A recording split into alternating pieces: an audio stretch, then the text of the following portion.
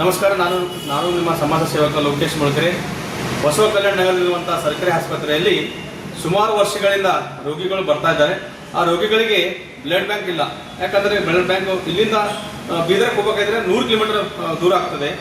ಯಾಕಂದ್ರಪ್ಪ ಬಸವ ಕಲ್ಯಾಣದಲ್ಲಿ ನಮ್ಮ NH9 NH65 highway ರಸ್ತೆಯಲ್ಲಿ extend ಆಗ್ತಾವ ಮತ್ತು ಡೆಲಿವರಿ ಪೇಷಂಟ್ ಬಂದಿರ್ತಾವ ಅಂತ ರೋಗಿಗಳಿಗೆ ಬ್ಲಡ್ ಬ್ಯಾಂಕ್ ಸಿಗ್ತಾ ಇಲ್ಲ.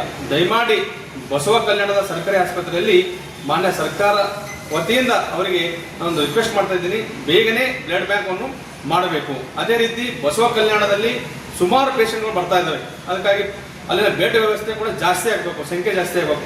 ಯಾಕಪ್ಪ ಅಂದ್ರೆ ಬಸವ ಕಲ್ಯಾಣ ಕೂಡ ಇವತ್ತು ಬಹಳ ವಿಸ್ತರಣೆಯಿಂದ ಬೆಳೀತಾ ಇದೆ. ಯಾಕಂದ್ರೆ ನಮ್ಮ ಮಹಾರಾಷ್ಟ್ರ ಗಡಿ ಭಾಗದಿರೋದ್ರಿಂದ ಈ ಕಡೆ ಹೋದರೆ ಉಮ್ಮರ್ಗ ಬರುತ್ತೆ, ಈ ಕಡೆ ಹೋದರೆ ನಮಗೆ ಮತ್ತೆ ಔರಂಗಾಬಾದ್ ಬರುತ್ತೆ.